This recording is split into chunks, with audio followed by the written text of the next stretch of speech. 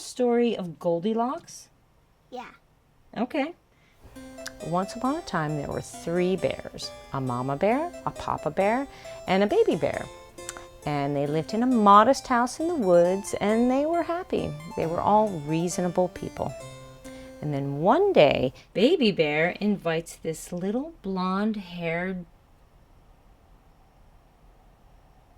child for a play date. And her name was Goldilocks. And she had this beautiful, long, blonde hair.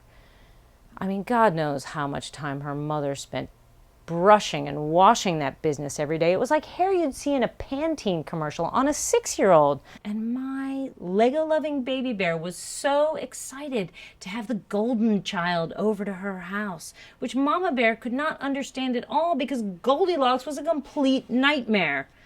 Mama Bear serves them lunch and Goldilocks is like, "This is too spicy." And Mama Bear is like, "It's a chicken nugget. How can it be spicy?"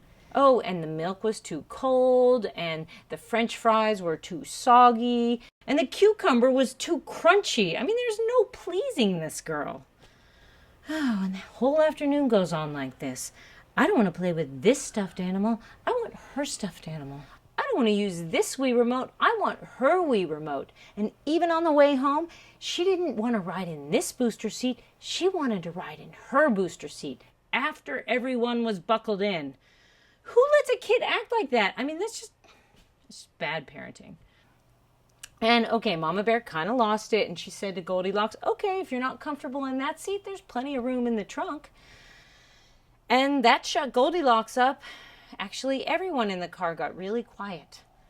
They drove in silence the whole way to Goldilocks' house, all the while Mama Bear writing the script in her mind of how she was going to explain to Goldilocks' mother that she had just threatened to put her child in the trunk of the car.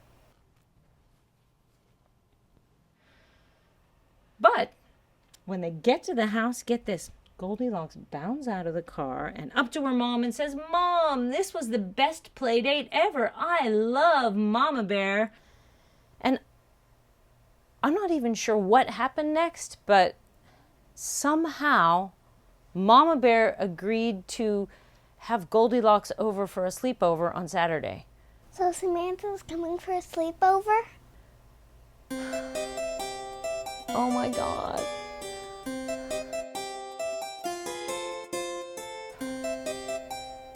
We've got to work on setting boundaries.